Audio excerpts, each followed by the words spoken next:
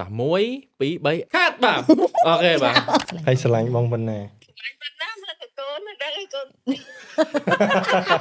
កាយគាត់ទងន់កូនទី1ខ្ញុំថតពេកពេលហ្នឹងគាត់ធ្លាក់ឈាម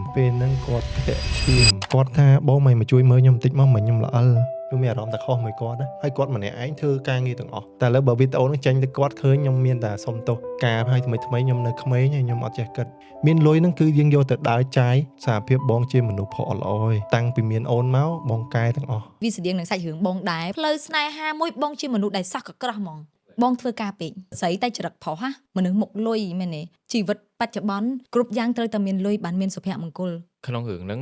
នឹកឃើញដល់គាត់ទេចាខាត់បាទអូខេបាទចាប់ខាត់ទេ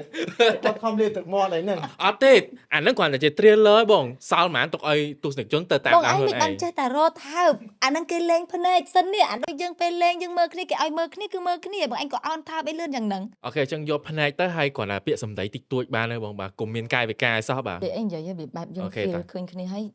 តា1 2 3 action មានអីនិយាយបើខានជួបយូរគ្រាន់តែរៀងហត់ជាងមុនឃើញណៃហត់ចឹងនឹកអត់នឹកយកសពឃើញប៉ុន្មានដងហើយអញ្ចឹងពេលដែលយកសពឃើញហ្នឹងភ្ញាក់ឡើងមានរបួសស្នាមអីអត់នៅលើខ្លួនអត់របួសទេទៅមួយទឹកអូអញ្ចឹងបាទស្មានតែងើបមកជុំកបិតជុំអីចឹងណាពីព្រោះអីគេចិត្តប្រពន្ធទៅយកសពឃើញអូន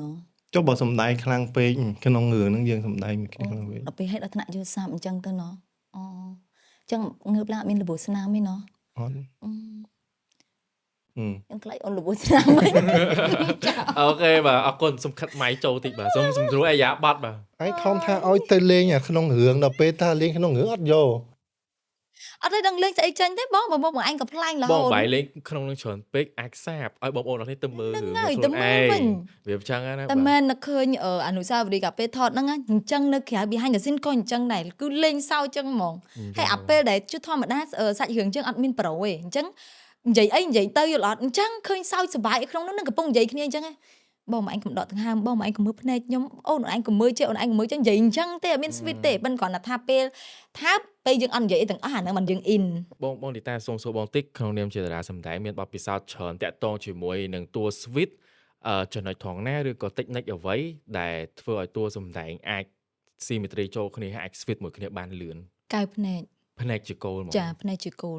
រឿងមួយទាំងមូលបទពិសោធន៍ដែលបងធ្លាប់លេងមិនថាកូននៅស្រុកខ្មែរឬក៏ក្រៅស្រុកទេណាគេអត់ត្រូវការឲ្យយំទួញសោកធ្វើទឹកមុខយំទេលេងតកែភ្នែកទេពេលដែលលេងតកែភ្នែកទស្សនិកជនទាំងអស់នឹងចាប់ feel យើងបានអញ្ចឹងបានការសម្ដែងមួយដែលយើងមើលមកប៉ាកែឬក៏មិនប៉ាកែសំបីតែយំក៏ដោយ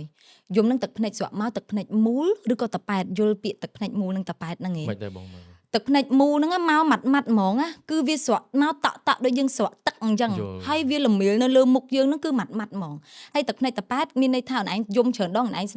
សម័យតែមើលពេលដែលមុខហ្នឹងវាមានស្នាមយំស្រាប់ពេលទឹកភ្នែកមកទី2អាហ្នឹងគេហៅទឹកភ្នែកតប៉ែតមានន័យថាវាមានស្នាមស្រាប់វាអត់មកម៉ាត់ទេដូចយើងសំដែងប្រឹងសំដែងច្រើនដងហើយនឹងទឹកភ្នែកមួយទៀតទឹកភ្នែកដែលដាក់នឹងខំប្រឹងបឈរភ្នែកដើម្បីឲ្យវាយំខុស feel ទាំងអស់អាហ្នឹងអញ្ចឹងនៅពេលដែលយើងឲ្យភ្នែកទៅគ្នាហើយយើងព្យាយាមលេងពីខាងក្នុងបើទោះបីជាភ្លេចប្រូក៏ដោយយើងបង្កើតប្រូខ្លួនឯងក៏ដែរឲ្យតែន័យតែមួយអីតែមួយអាហ្នឹងបទពិសោធន៍ដែលបងធ្លាប់លេងណាគឺតួហ្នឹងគាត់ចង់ភ្លេចប្រូគាត់នឹកឃើញដែរពីព្រោះ feel ខាងក្នុងក៏អត់បានលេងដើម្បីតែចាំប្រូទេអញ្ចឹងគឺអាហ្នឹងជាអារម្មណ៍ដែលយើងឲ្យទៅគ្នាហើយរឿងហ្នឹងអ្នកដែលមើលប្រកាសជាចូលទៅជាមួយគ្នាហ្មងពីព្រោះដោយសារទឹកមុខយើងឥឡូវខ្ញុំឧទាហរណ៍តាក់ទងជាមួយនឹងឈុតយំបើសិនជា director រាប់1 2 3ស្រាប់តែមនុស្សនឹងយំរាវហើយនឹង1 2 3គាត់ដាក់អារម្មណ៍សិនបើគេថាមួយណាដែលល្អជាងឲ្យចូលតួជាងដូចបងនិយាយដដែលនៅតែស៊ីសងលើ feel គាត់ខាងក្នុងឯងមិនថាគាត់យំលឿនឬក៏យឺតទេតែយើងមើលទៅអ្នកមើលហ្នឹងចូលជាមួយឬក៏អត់ទទួលអារម្មណ៍បានចាទទួលអារម្មណ៍បានអត់បងអត់ឲ្យកំហុសទៅលើអ្នកដែលយំយូរទេពីព្រោះពេលខ្លះគាត់ពិបាកនៅក្នុងការបជាទឹកភ្នែកហ្នឹងពីព្រោះពេលដែលបជាទឹកភ្នែកមនុស្សទាំងអស់បជាពីខួរក្បាលដូចគ្នាតែអញ្ចឹងទៅពេលខ្លះគាត់ឈឺក្បាលខ្លាំងបើបជាលឿនហើយក៏គាត់អត់មានជំនាញនៅក្នុងការយំឲ្យលឿនដែរប៉ុន្តែសួរថាពេលដែលយំហ្នឹងអាសម្ដីដែលគាត់និយាយនឹងកែភ្នែកទឹកមុខ action គាត់លេងទៅហ្នឹងវាចូលអត់វាឲ្យអ្នកមើលហ្នឹងទទួលអារម្មណ៍បានអត់អ្នកខ្លះឃើញមកយំលឿនពីព្រោះគាត់បកាយប្រឈរភ្នែក ប៉ុន្តែគាត់មាន feel នៅក្នុងហ្នឹងឯងអូនយើងអត់ប៉ះអារម្មណ៍គាត់ទេបានត្រឹមតែឃើញទឹកភ្នែកស្រក់អីអញ្ចឹងអាធូនគាត់សម្លេងគាត់ក៏អត់ចូលជាមួយទឹកភ្នែកហ្នឹងដែរអញ្ចឹងអូន យល់បង តែភ្នែកគាត់បើមនុស្សមុំទៅបាត់ហើយគាត់តាក់គេហៅភ្នែកតាក់និយាយត្រង់ហ្មងគាត់តក់ភ្នែកគាត់តាក់យើង តែមិនតែបងសិននេះទេតួច្រើន គាត់ដូចមិនទេ អាចថាខុសពីតួសម្ដែងតែបងធ្លាប់សម្ដែងផ្សេងទៀតត្រូវហ្មង និយាយអត់ទៅដូចគេដូចឯងប៉ុន្តែគាត់វាមានអីមួយដឹងថាហ្នឹងជាស្អីតែគាត់មានចំណុចមួយហ្នឹងវាលើសគេបន្តិចវាខុសគេបន្តិចហើយយើងតែយើងអត់ចេះដកខ្លួនទេជាប់ហើយនិយាយអត់ទៅ មែនណាពេលដែលខ្ញុំចាក់ចេញគាត់សោកសៅគឺគាត់សោកសៅគាត់មានអារម្មណ៍ថាស្ដាយយើងគឺគាត់ស្ដាយយើងហ្មងរបៀបអញ្ចឹងមានអារម្មណ៍ថាឈឺគឺគាត់ឈឺហ្មងហើយបើយើងមានអារម្មណ៍ថា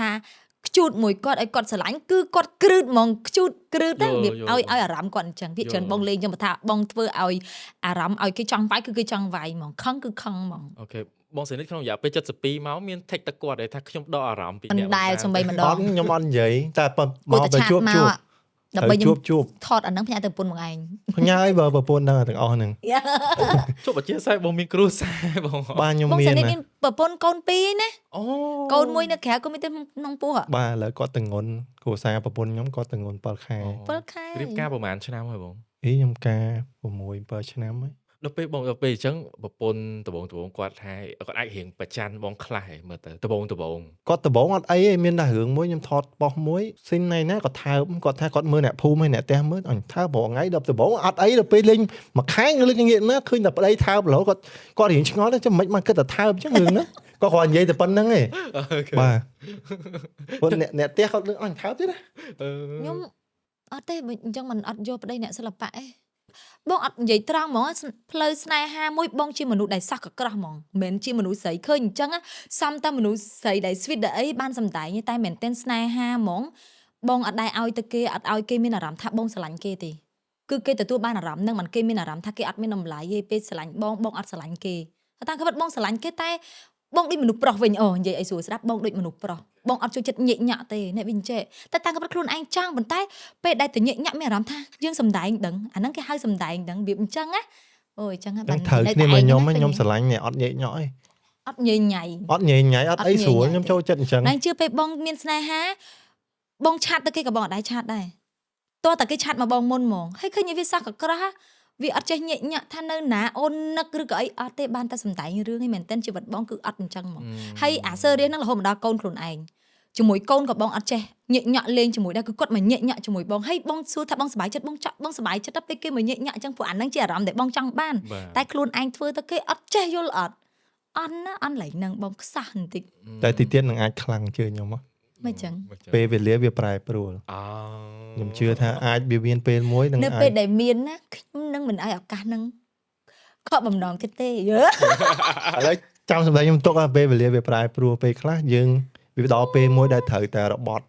ដូច ពេលហ្នឹង digital យើងចាស់យើងលេងខ្មើតហើយជឿ មិន ហ៎ ខ្មើមិនខ្មើទេគាត់អញ្ចឹងនិយាយទៅគាត់ដល់ពេលធម្មតាលេងគាត់លេងមិនតែពេលមែនតើគាត់អញ្ចឹងដូចអត់ឲ្យទៅគេអាហ្នឹងបើខ្ញុំចូលក្នុងសាច់រឿងអារម្មណ៍គាត់ឲ្យមកខ្ញុំគឺគាត់បើថាជាស្នាមគាត់ដឹងចប់ហ្មងគឺជាអ្នកដឹកនាំវិញគាត់ចង់ដឹកនាំយើងវិញហើយយើងអត់យើងមនុស្សប្រុសខ្ញុំចង់ដឹកនាំប្រពន្ធ ចាហ្នឹងហើយ តែគាត់អត់ឲ្យទេអញ្ចឹងវាពិបាកតែថ្ងៃណាមួយគាត់នឹងជានារីទុនភ្លុនតែដល់ថ្ងៃហ្នឹងពេលណាមកដល់ដឹង បងខ្ញុំឯកភាពពាក្យហ្នឹង មែនទេតាំងក៏ពិតទៅអញ្ចឹងមកពីខ្ញុំចង់បានមនុស្សប្រុសដែលគាត់ដឹងគ្រប់រឿងជាងខ្ញុំ ហើយអត់មាន អត់ទេក្នុងជីវិតធ្លាប់មានខ្ញុំធ្លាប់មានហើយខ្ញុំពិតជាចាញ់គេមែនគ្រាន់តែអាភាពសឹកអាក្រក់បងនៅតែមានភាពសឹកអាក្រក់គឺអត់អញ្ញែញ៉ៃគេរហូតដល់គេយល់ច្រឡំថាបងនឹងអត់ស្រឡាញ់គេតែតាមក៏ពិតគឺបងស្រឡាញ់ធ្លាប់មានមនុស្សប្រុសដែរខ្ញុំស្រឡាញ់គឺមនុស្សប្រុសនឹងចេះជាងខ្ញុំគ្រប់រឿងណាជាទីប្រឹក្សាបងបានគេមានចំណេះដឹងគេអីរបៀបដូចបងស្រឡាញ់អញ្ចឹងពេលបងអត់យល់អីបងអត់ចេះអីគេដឹងទាំងអស់គេជួយបងបានបងគោរពគេណា មែនតែបើចង់និយាយថាហ្នឹងជាថែបបងមនុស្សស្រី យេបងចង់អញ្ចឹងប៉ុន្តែវាអត់មកអញ្ចឹងទៀតទេ ប៉ុន្តែគាត់សឹងថា perfect ឯហេតុអីបានមានពេលមួយដែលយើងនៅតែនៅដាច់ពីគ្នានៅតែចែកផ្លូវ បងធ្វើការពេកស្រីតែចរិតប្រុសហ่ะរបៀបធ្វើការពេកឲ្យសោះកក្រោះគេដល់ពេលគេអ្នកចេះដឹងគេត្រូវការមនុស្ស sweet ព្រោះគេ stress អត់តន់យល់បើមកដល់ឥឡូវនេះពេលហ្នឹងបងនឹងតម្លាក់ហើយបងនឹងទុនព្រោះអីយើងក្មេងយើងចេះថាអូមានមនុស្សជាច្រើនដែលគេមើលឃើញខ្ញុំដែលខ្ញុំមានឱកាសច្រើនដែលខ្ញុំមិនខ្វល់ពីអាហ្នឹងខ្ញុំខំប្រឹងរកលើយើងពេលហ្នឹងក្មេងយើងខ្មើតអញ្ចឹង តាក់ទងជាមួយនឹងរឿងដែលបងធ្វើការច្រើន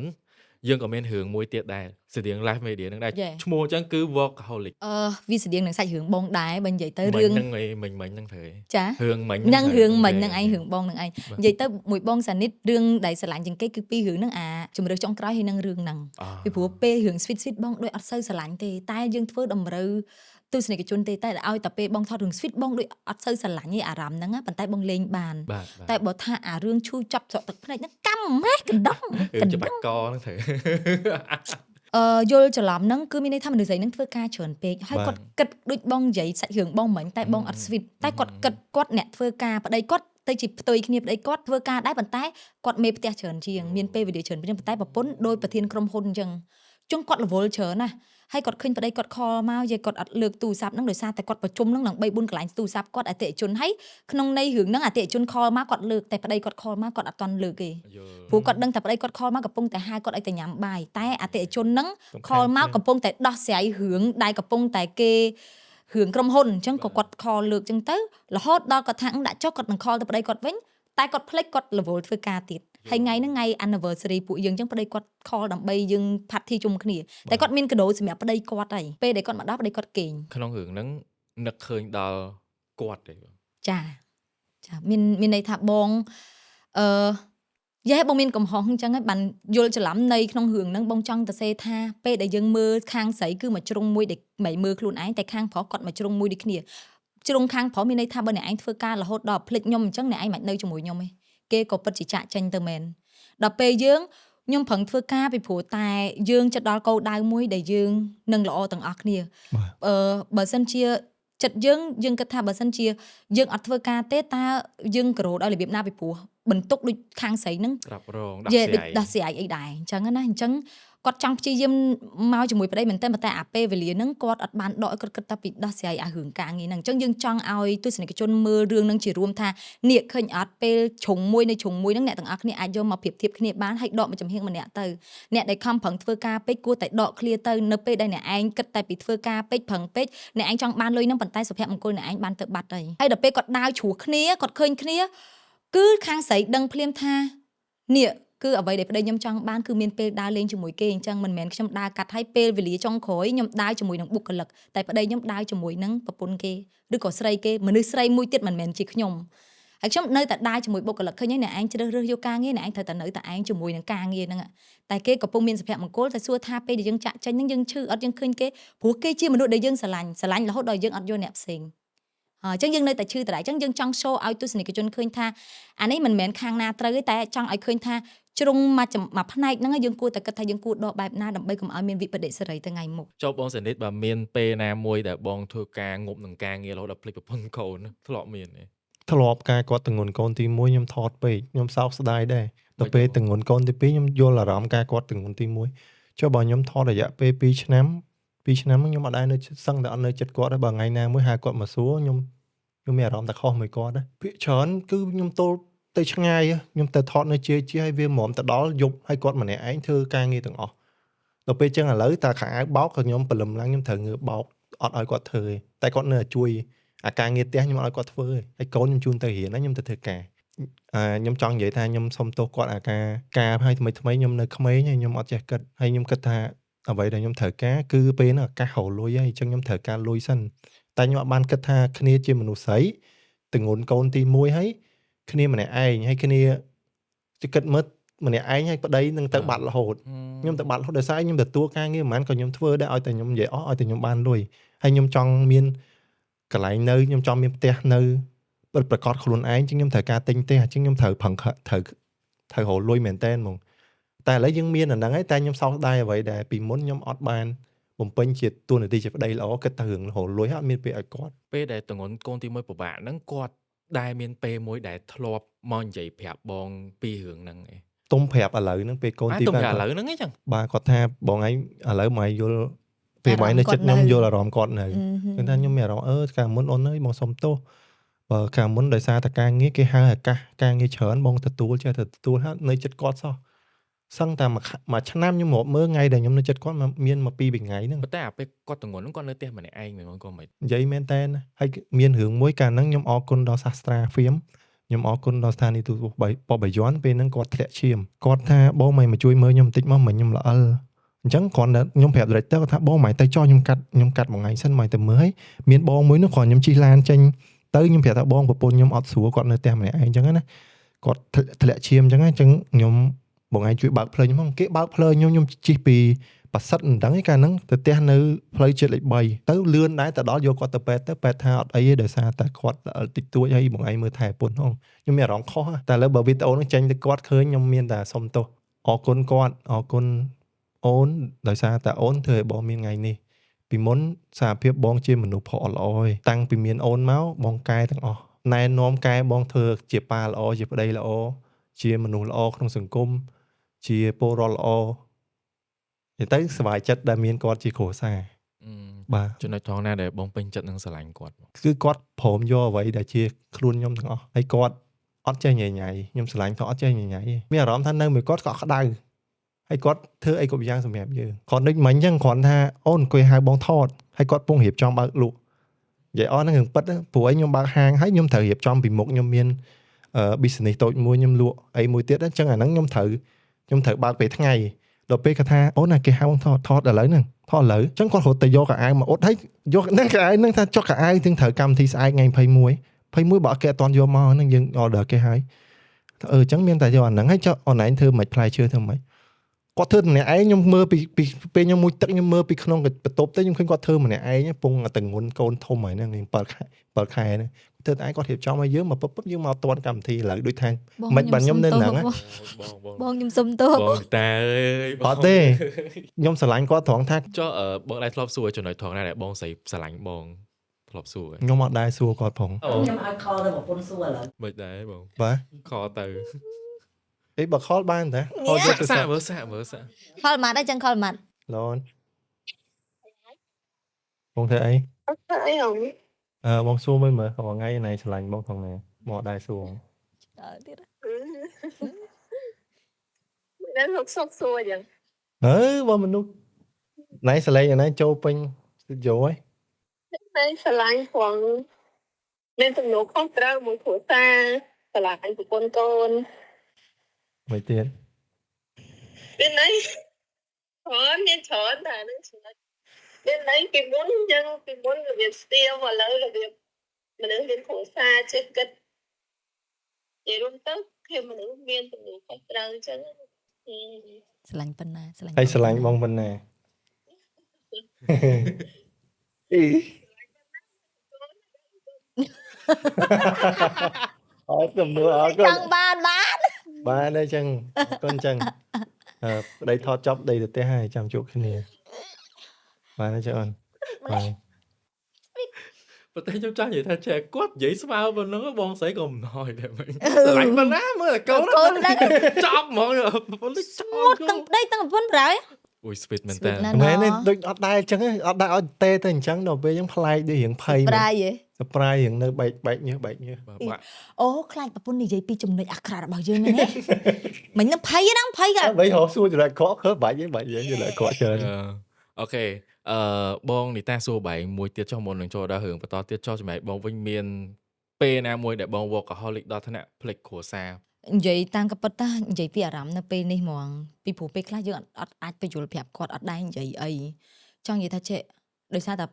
បងខ្លាចក្រតែមួយមុខគត់បើនិយាយទៅអ្នកខ្លះគាត់ថាចេះមនុស្សមុខលុយមែនទេយេសុខចិត្តអីគេនិយាយចឹងចុះពីព្រោះនៅពេលដែលបងក្រហ្នឹងគឺអ្នកផ្ទះបងនឹងត្រូវក្រទាំងអស់ពីមុនគឺដើម្បីម្ដាយបន្ទាប់មកក៏ដើម្បីកូនមកតាំងទៀតបន្ទាប់មកដើម្បីក្មួយដើម្បីមនុស្សជាច្រើនទៀតតែជំហានដំបូងដែលធ្វើឲ្យបងមកដល់ចំណុចនេះនឹងដំបូងបំផុតគឺដើម្បីម្ដាយដោយសារតែជីវិតរបស់ម្ដាយបងនឹងជួបតែការបាត់បង់ហើយបាត់បង់នឹងគឺព្រាត់ស្លាប់ទៀតលោកតាបងនឹងក្រុមគ្រួសារបងនឹងពូជលួងបើនិយាយទៅបើនិយាយពីជីដូនជីតាចទូតអីហ្មងនិយាយទូតអីហ្នឹងសិតតាសម្ដេចសង្ឃទេពព្រំនិយាយរួមទៅលោកតាអីសិតតាអ្នកវាំងនឹងពូជម៉ាក់បងដល់តែពេលជំនាន់អាពតគឺយកទៅវាយចោលកូនធ្វើមិនស្គាល់ម្ដាយធ្វើមិនស្គាល់ប្តីធ្វើមិនស្គាល់បងប្អូនទាំងអស់នៅពេលដែលគេយកលោកតាទៅវាយចោលក៏នៅមុខម្ដាយបងពេលលោកយាយស្លាប់ក៏នៅលើក៏ម្ដាយបងអ្នកឃើញអ្នកព្រឹត្តិការណ៍គ្រប់យ៉ាងដេកនៅជាប់សັບម្ដាយហើយពេលដែលបងប្រុសបងស្រីខ្លួនឯងស្លាប់ក៏ម្ដាយបងគាត់ជាមនុស្សដែលជួបតែការប្រត់ស្លាប់អញ្ចឹង គាត់ប៉ះតង្កិចផ្លូវអារម្មណ៍គាត់ខ្លាំងណាស់រហូតមកដល់ប៉ាបងក៏ប្រត់ស្លាប់ទៀតអញ្ចឹងប៉ាបងតាហ៊ានបងប្រុសបងទីម៉ាក់បងក៏តាហ៊ានដែរនិយាយទៅជីវិតមួយហ្នឹងដូចដើម្បីជាតិច្រើនមិនមែនជីវិតគាត់ទេគឺពូជគ្រួសារហ្នឹងគឺគ្រួសារជាតិហ្មងណាចាដល់អញ្ចឹងទៅជួបច្រើនរហូតដល់បងវាប៉ះពាល់អារម្មណ៍ដល់បងដែលបងត្រូវធ្វើការចិញ្ចឹមគ្រួសារតាំងអាយុ8ឆ្នាំជាមួយគាត់ជាមួយអីហ្នឹងពេលដែលប៉ាស្លាប់ប្អូនស្រីបងនៅក្នុងពោះម៉ាក់7 ខែដល់អញ្ចឹងទៅជីវិតហ្នឹងវាជួបតែការបាត់បង់រហូតដល់មានកូនពេលកើតមុនកើតបងប្រុសបងហ្នឹងបងប្រុសបងមួយទៀតដែលបងអត់ដែរឃើញមុខផងពីព្រោះទៅកើតបងប្រុសបងហ្នឹងបងប្រុសមួយទៀតត្រូវស្លាប់ដោយសារឆ្កែឆ្កួតខាំមកខាំពេលតដើមនំអីចឹងទៅអញ្ចឹងម្ដាយបងហ្នឹងកើតកូនមួយទៀតស្លាប់គាត់រត់ទៅទាំងដែលធ្នេហ្នឹងទៅរកកូនមួយទៀតរកតែក្តារវាយមកឈូសកូនអត់បានទេអញ្ចឹងមានន័យថាពេលចេញពីអាពតមករឿងច្រើនមែនទែនកើតឡើងលើគាត់ហ្នឹងវាច្រើនពេកហើយចឹងទស្សនវិជ្ជាទាំងអស់អ្វីដែលបងដឹងវាដកជាប់អារម្មណ៍បងអត់ចង់ឲ្យគាត់អាភ័ព្វគ្រប់រឿងគាត់នៅគិតថាគាត់អាភ័ព្វណាស់គាត់អ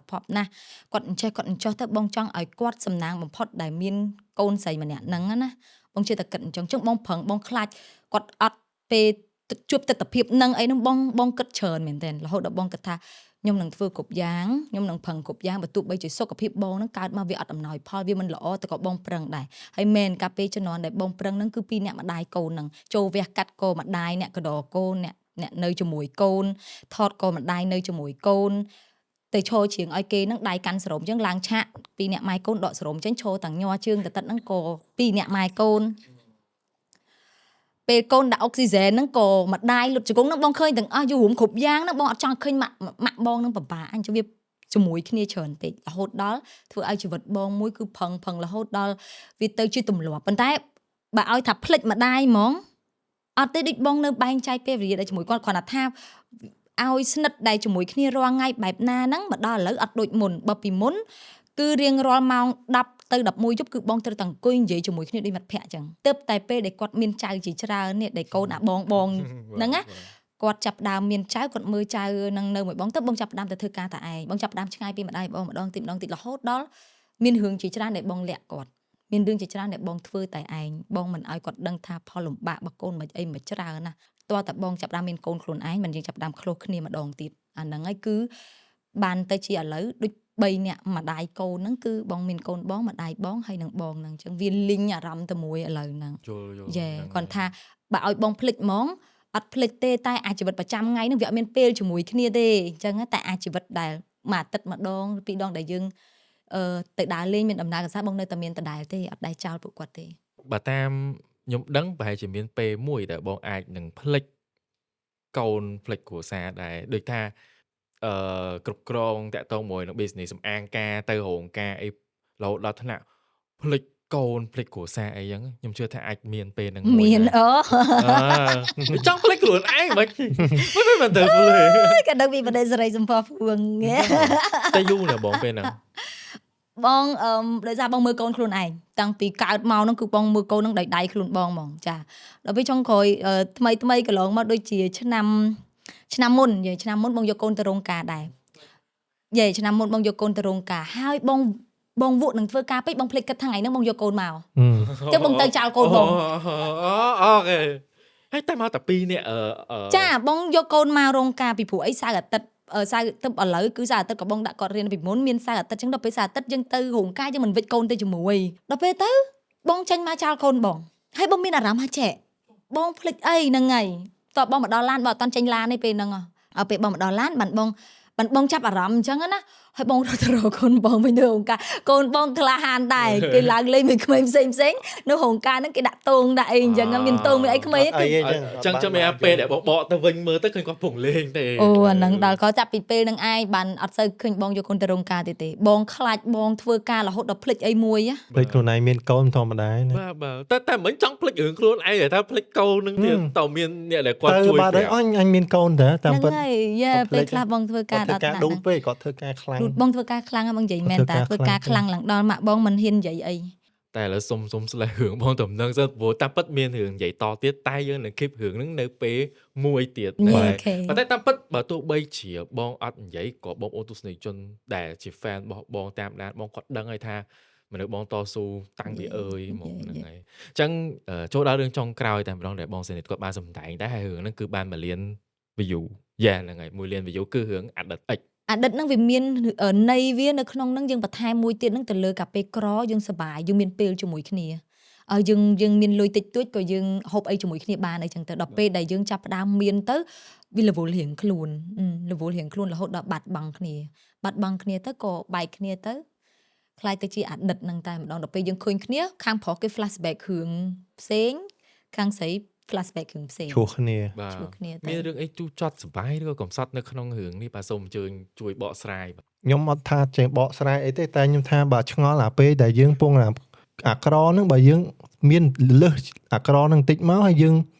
ពងស្រឡាញ់គ្នាឲ្យសប្បាយវាមិន វាមិនល្អណា វាមិនល្អណាវាចាំបាច់អាពេលក្រហ្នឹងធ្វើស្រឡាញ់គ្នាដល់ស្រាប់តែថាមានលបលៀងខ្លួនលែងស្រឡាញ់មិនអញ្ចឹងណាមិនបាន director ឬក៏សាច់រឿងវាអត់តម្រូវឲ្យជីវិតមនុស្សគ្រប់គ្រាន់ណា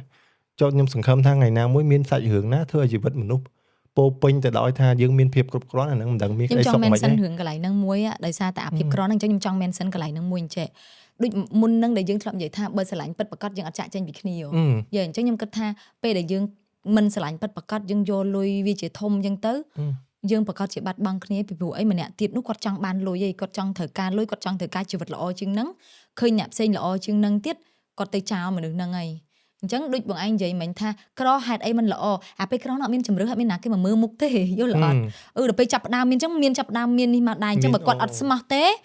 េគាត់មកផ្លែតហ្នឹងគាត់ទៅហើយអញ្ចឹងដែលជាធ្វើឲ្យយើងបែកបាក់គ្នានៃអញ្ចឹងហើយខ្ញុំនៅតែជឿពាក្យមួយថាចេះវាមិនដែរតែយើងមកពីយើងអស់ចិត្តអត់មានអ្នកទី3អត់បែកទេត្រូវតែមានបើអ្នកទី3ហ្នឹងបើមិនមែនស្នេហាក៏ញាតិចិត្តខាងមិត្តភ័ក្តិដែលចាក់រកអ្នកផ្ទះឬក៏អីណាហ្នឹងគេហៅអ្នកទី3ហើយមានន័យថាបើអត់មានអាបញ្ចេញបញ្ចូលអស់ហ្នឹងទេមនុស្សពីរនាក់ហ្នឹងអត់បែកគ្នាទេអញ្ចឹងបើបងឯងសួរថាហេតុអីគ្មានហេតុអីទេបើនៅស្មោះនៅតែអត់បែកគ្នាហ្នឹងតែពេលអត់ស្មោះមកចំហៀងហើយត្រូវតែចាក់ចេញហើយត្រូវតែបែកទេ បែកដែរឬ clear គេនិយាយសាមញ្ញគេនិយាយថាចេះពេលមានលុយអត់ពេលពេលមានពេលអត់លុយបើសិនជាគេឲ្យបងជ្រើសតែមួយឯងរវាងពេលវេលាហើយនឹងទ្រព្យសម្បត្តិ បើគេឲ្យបងរើសតែមួយហ្មងមានបងមានពេលវេលាទាំងអស់ប៉ុន្តែมันមានលុយស្មើនឹងมันមានសុភមង្គលព្រោះជីវិតបច្ចុប្បន្នគ្រប់យ៉ាងត្រូវតែមានលុយបានមានសុភមង្គលលុយនឹងមិនថាតិចឬក៏ច្រើនទេត្រូវលុយត្រូវការដោះស្រាយបញ្ហាគ្រប់បែបយ៉ាងទាំងអស់បើគាត់មិនមានអីទាំងអស់ពីរនាក់ហ្មងមានចំណេះក៏គាត់ត្រូវតែនាំគ្នាផឹងដើម្បីបានលុយនឹងមកដែរអាហ្នឹងក៏វានៅតែតាក់ទងមួយលុយដែរអញ្ចឹងណាអញ្ចឹងបើបកមកវិញថាដូចអូនឯងឲ្យសួររើសអញ្ចឹងពិបាករើសបើសិនជា50ទាំងអស់អាហ្នឹងអូខេទទួលស្គាល់ថាមានលុយអ្នកខ្លះគាត់ថាចេះអូយគេចេះតែនិយាយអញ្ចឹងឯងខ្ញុំឆ្អែតអស់ហើយហត់ដល់វេទនាអត់មានសុភមង្គលមិនធ្វើមិនអស់មានលុយប៉ុន្តែនៅពេលដែលគាត់មានលុយបានគាត់ដឹងថាពេលដែលគាត់មិនមានសុភមង្គលគឺគាត់ពិបាកជាងអីទៀតរកខ្លួនឯងអត់ឃើញហើយគាត់បាត់បង់ខ្លួនឯងហ្មងគាត់យកលុយនឹងមកមើលហ្មងថាគាត់មានលុយនឹងដៃប៉ុន្តែមនុស្សជុំវិញខ្លួននឹងសម្រាប់អ្នកផ្ទះក៏ទៅចោលគាត់ដូចគាត់មានតែឯងហ្នឹងគាត់សឹងថាលុយនឹងគាត់ចោលគាត់អត់មានន័យបែបហ្នឹងអញ្ចឹងបើបងអត់ទេបងនៅតែឲ្យតម្លៃលើសុភមង្គលពីព្រោះបត់ពិសោធន៍ខ្លួនឯងផ្ទាល់លុយបងត្រូវការបងធ្វើការមែនប៉ុន្តែឃើញអញ្ចឹងមិនបងឆ្លៀតទេអាសុភមង្គលនឹងសំខាន់ណាស់បើអត់មានសុភមង្គលបងអត់មានទឹកចិត្តទៅរកលុយទេអញ្ចឹងណាអស់កម្លាំងចិត្ត ប៉ុន្តែរលុយហ្នឹងវាតាក់ទងមួយនឹងការស្រឡាញ់ដែរដូចឧទាហរណ៍ថាពេលខ្លះបងរវល់សំអាងអញ្ចឹងស្រាប់តែគេឲ្យបច្ចេកធំមួយដែលបងក៏ថតតែមួយផ្លែតឲ្យបានលុយបើអាចនឹងរត់ទៅសំឡេងមុនវិញក៏ថាបានដែរ something like អញ្ចឹង យេហ្នឹង ដូចស្តៀងនឹងបងសនិតដែរ យេជីវិតហ្នឹងយើងត្រូវតែឆ្លៀត បាទឆ្លៀតតែឆ្លៀត ជាជាតិដូចបាយហៅភ្លាម ហ្នឹងហើយញៀមដើម្បីបានលុយដើម្បីទៅជួយប្រពន្ធហើយពុនពោះធំភ្លាមតាំងក៏ប៉ិតនៅធ្វើការមួយពុនទេហើយផ្លូវវាឆ្ងាយទេឃើញអាហ្នឹងយើងនិយាយមករឿងធៀបប៉ិតណាផ្លូវឆ្ងាយមកដណ្ដាប់គីឡូ បាទពេលគាត់ ជាងមកដណ្ដាប់គីឡូប៉ុន្តែសួរថាបើសិនជាគេនៅចាំយើងបានអូខេហើយយើងនិយាយជាមួយដៃគូយើងទៀតមើលទៅកើតអត់អូនបើទៅមួយផ្លែតហ្នឹងយើងបានលុយដែរអូខេទៅក៏បានជួយគ្រួសារដែរណែអញ្ចឹងយើងមានន័យថាយើងដកឃ្លាសុភមង្គលហ្នឹងមិនតិចណាបាទតែមានក្នុងសុភមង្គលពេលខ្ញុំតែទៅឃើញឲ្យវាឲ្យមកវិញអត់ខ្ញុំតែទៅវិញមិនតិចបានដែរ បងសនិតបងគាត់ថាក្នុងនេះបងជាមនុស្សប្រុសជាមេគ្រួសារអ្វីដែលបងចង់បានជាងគេនៅក្នុងជីវិតបងខ្ញុំសូមឆ្លើយដែលមិនស្ទាក់ស្ទើរទេគឺសុភមង្គលនឹងឯងពេលដែលយើងមនុស្សយើងមានសុភមង្គលទី1ដែលពេលដែលយើងនៅក្នុងផ្ទះយើងមានសុភមង្គលអារម្មណ៍យើងល្អពេលដែលអារម្មណ៍ល្អសុខភាពយើងល្អកម្លាំងយើងមានអញ្ចឹងយើងចង់ធ្វើអីក៏បានលុយដែរបកមកវិញយើងមានលុយហើយតែយើងនៅម្នាក់ឯងខ្ញុំធ្លាប់ទទួលបានអារម្មណ៍ហ្នឹងខ្ញុំមានលុយគឺខ្ញុំអត់ទាន់មានប្រពន្ធអត់ទាន់មានកូនទេគឺជីវិតខ្ញុំមានអារម្មណ៍ថាគេមានសុភមង្គលមិនអញមានអារម្មណ៍ថាឯកាពិភពលោកមានតែឯងហើយរកមនុស្សអត់ឃើញទេមានលុយហ្នឹងគឺយើងយកទៅដើរចាយអត់មានគោលដៅដូចថាដូច អារម្មណ៍យើងដូចនៅលើសមុទ្រអត់មាន លហល ប្រសាទ ហេវ ដដែលហលហេវមិនដឹងនិយាយប្រាប់មិនល្អ Yeah. ហេវទេតែដល់ពេលឥឡូវស្រាប់តែមកអញ្ចេះខ្ញុំពេញចិត្តនៅឥឡូវជាងជីវិត ប៉ុន្តែមិនមែនថាអត់លុយទេលុយឲ្យតែពេលប្រឹងគឺបានមក ហ្នឹងគឺបានហើយ ហើយសុខភាពខ្ញុំគឺល្អអញ្ចឹងខ្ញុំប្រកាសជាធ្វើអីក៏នៅបានលុយដែរ គឺតើទៅមានសុខភាពវិញហ៎ ពាក់មង្គលសុខភាពមានអារម្មណ៍តែពេលយើងមានអារម្មណ៍ល្អដូចថាយើងធ្វើអីក៏ត្រូវដែរប៉ុន្តែដល់ពេលយើងអត់មានសុភមង្គលមុខយើងគឺទៅហ្មង យល់យល់ បាទហ្នឹងខ្ញុំនិយាយពីអារម្មណ៍ និយាយទៅមើលពីក្រៅមកគឺដឹងថាមនុស្សហ្នឹងបាក់ហ្មងហើយវាអាចតាក់ទងមួយហុងស៊ុយយើងតិចតួចដែរបង បាទសុភមង្គលទៅអាហ្នឹងហើយទៅហ្នឹងទាំងអស់ ឲ្យមកដាក់ឲ្យ យ៉ាបាទ កំ ដល់ ពុង ខ្សែ កំ ពាណិ ពុ ជ្ជ ងអាប់ កម្ម ឯងកំពុងអាប់ឯងអូនណាអូនណាដាក់អូអាហ្នឹងដាក់ទៅវាដកពពួកអាលៀកចេញពីក្នុងគូក្បាលអូនណាឲ្យអូននឹងមានកម្លាំងបរោយមានធម៌ពលបរោយចាបើសិនយកអីតែរំដល់គ្រូចូលរូប ខ្ញុំដល់ពេលទៅខ្ញុំសុភមទៅ គ្រូចូលរូបបងហើយអូនលៀបអូនអស់ពីកញ្ចុញគូតឡើងដល់កញ្ចុងកអូនអស់ទៅអស់មកអាប្រាណានេះដើម្បីសម្រួលតសៃឈាមអូនមើលតថាយើងមានសុភមង្គលហើយបើតែយើងខ្វះសុខភាពយើងដាក់អាហ្នឹងបន្ថែមទៀតអូនណា បាទ ហើយតែមានសុខភាពល្អហើយយើងមានសុភមង្គលហើយយើងមានកម្លាំងពលំនៅក្នុងការថែប្រពន្ធយើងថែប្រពន្ធយើងនេះណែហ៊ានចូលដល់បានអី ប៉ុន្តែ សា ចង់និយាយថាចេះបងសំដែងសមហើយបងតួធ្មប់បង ដូចគ្រូចូលរូបចឹងមិញ ហើយខាងនេះគឺចេញមកឲ្យគេដាក់ស្រែ ស្រែ អត់ស្អីក៏ទៅដែរបង ធ្វើមិនក៏បានដែរ ប៉ុន្តែឃើញបងនីតាគាត់លើកជាមួយផលិតផល Blue E ចា Blue E ផលិតផលហ្នឹងផលិតផលអីដែរបងព្រោះដោយសារឃើញបងលាបលើ ចាអាហ្នឹងលៀបលើក្បាលអូនតាក់ទងជាមួយឈឺប្រកាំងឬក៏យើងវិសុសកម្មច្រើនយើងអាសាឈឺក្បាលអាសារបៀបដូចក្បាលយើងក្តៅរបៀបដូចយើងធម្មតាយើងធ្វើការខ្លាំងពេកឡើងស្តាក់ហ្មងហើយក្បាលយើងក្តៅហើយរបៀបដូចយើងអារម្មណ៍លេងល្អហើយមួម៉ៅកំពុងតែដោះស្រាយអត់ចាញ់អូអាហ្នឹង10នាទី អញ្ចឹងហ៎បង បកាយមែនតើឈឺក្បាលអីដាក់ពឹបឡើងស្វាងហ្មង អូខេ ស្វាងហ្មងអញ្ចឹងហើយបានវាត្រូវលាបពេលថ្ងៃគេឲ្យលាបពេលយប់ហ្នឹងខ្លាចគេឲ្យសម្រួលពេលថ្ងៃពេលយប់ឡើងយើងងុយគេង ប៉ុន្តែតែពេលយើងលាបវាពេលយប់ខ្លាចយើងស្វាងទៅយើងអត់អាច អត់ គេង បាន ទេពី គេ ព្រោះ ងអញ្ចឹងខ្ញុំចង់លៀបវាអត់ឲ្យគេងបានអត់បើខ្ញុំអត់ចង់គេងទេយប់ហ្នឹងអើយខ្ញុំសួរមែនរាត្រីយប់ហ្នឹងខ្ញុំអត់ចង់គេងខ្ញុំចង់ ត្រីយប់ហ្នឹង អើយ បងបើពេលបងអត់គេងបងធ្វើអី បងធ្វើអីទៅ បងធ្វើអី យប់ឡើងខ្ញុំរៀនភាសា អូ អូមែនតើ ស្មើដៃគ្នាដល់ អត់មិនបាត់អ៊ូអញ្ចឹងពេលយប់ខ្ញុំឆ្លៀតរៀនភាសាបន្ថែមព្រោះខ្ញុំចង់ចេះភាសាបន្ថែមទៀត អូអត់កើតទេបើចង់ឆ្លៀតមែនក៏អត់យប់សំខាន់សម្រាប់ការគេងបងសុកចិត្តងើបពីព្រឹករៀនវិញល្អជាង ចឹងរឿងដែលយើងបាន mention តិចតួចបាទ ចា៎ គឺសិតតែជារឿងដែលបងឌីសូនីតាជាពិសេសគឺបងសេនីតគាត់បានចូលរួមសម្ដែងច្រើននឹងមានរឿងដែលចេញមុខតិចដែលយើងមិនទាន់ទីរាប់អាហ្នឹងចាំក្រោយទៀតចឹងណាបងហ្នឹងហើយបើតាក់ទងមួយរឿងហ្នឹងបាទបងនីតាអ្វីដែលបងយល់ឃើញតាក់ទងមួយនឹងការសម្ដែងរបស់បងសេនីតបងចំណាប់អារម្មណ៍របស់បងបាទ តែក៏ប៉ុន្តែមនុស្សប្រុសពាក្យថាមនុស្សប្រុសជាតួប្រុសម្នាក់មិនគ្រាន់ឲ្យតែថតហើយ behind the scene យើងផ្សេងឯគាត់ behind the scene ហើយនឹងពេលអាចចូលថាអង្គសេតគឺមនុស្សតែមួយហើយពេលគាត់សម្ដែងគាត់ដឹងសម្ដែងចាប់ភ្លាមគឺគាត់ feeling គាត់អត់ដូចអត់ចែកដាច់ទេអ្នកខ្លះពេលមុខកាមេរ៉ាផ្សេងនៅក្រោយផ្សឹងដូចរបៀបសម្ដែងហ្នឹងជាការងាររបស់គាត់មួយគាត់ធ្វើការងារហ្នឹងឲ្យល្អបំផុតហ្មងគាត់ខ្លាចការងារហ្នឹងមិនល្អខ្លាំងណាស់របៀបមនុស្សម៉ត់ចត់ណាមនុស្សច្បាស់ហ្មងគាត់ខុសគាត់ប្រាប់ថាខុសគាត់ដឹងខ្លួនខុសមិនចាំបាច់ថាអូខុសមិនកំហុសគាត់ទេមែនទេគាត់ច្បាស់អញ្ចឹងចូលចិត្តការងារគាត់ហើយគាត់ច្បាស់លាស់មួយការងារគាត់ទៀងគាត់ព្យាយាមសម្រួលគាត់អត់ល្អលទាំគាត់អត់និយាយទៅគឺស្រួលជាមួយការងារបងសានិតមកទូប្រុសដែលខ្ញុំធ្លាប់លេងជាមួយគាត់អត់ប្រចាំគាត់អត់មើលប៉ុណ្ណាំគាត់មានចិត្តហើយគាត់ចេះយោងតួស្រីគាត់ឲ្យតម្លៃក្រុមការងារស្អីក៏ស្រួលដែរខុសពីមុខហ្មងបើនិយាយទៅច្រឹងខុសពីមុខហ្មង អូខេយល់ អូចឹងល្អទេ ល្អទេច្រឹងខុសពីមុខទេ មុខគេមើលមកអាចនឹងឌឺខ្មើតខល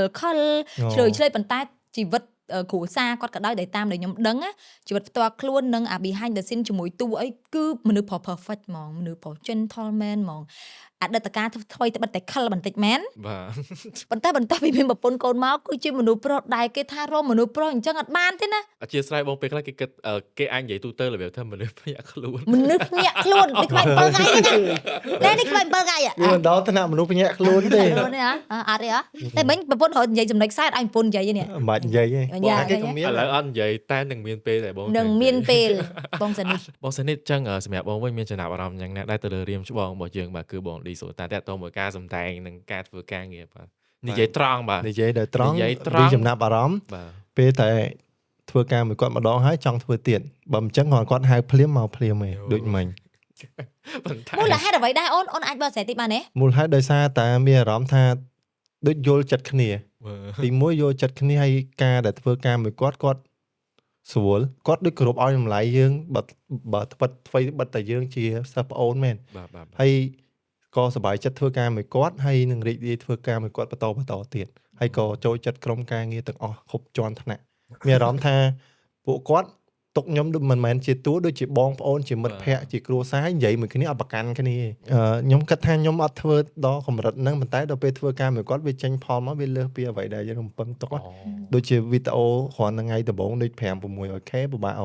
ពេកថ្មីដែលយើងធ្វើឲ្យដែលយើងអត់ចំណាយលុយ boost អានេះមានន័យថា view ពិតប្រាកដអានេះក៏អ យើ ត់ ង មាន ទៅបាន 5k កណ្ដឹង follow យើង ខ្ញុំ នៅក្នុង script នេះ page ដល់ script នេះមានអ្នកប្រាប់តែខ្ញុំនិយាយខ្លួនឯងគឺវាចេញមកគឺវា real fan ហើយយើងអ្វីដែលយើងសម្ដែងទៅវាមិនរំពឹងទឹកថាបានល្អប៉ុន្តែវាបានផលល្អដោយសារតែការសហការគ្នាការយល់ពីគ្នាហើយ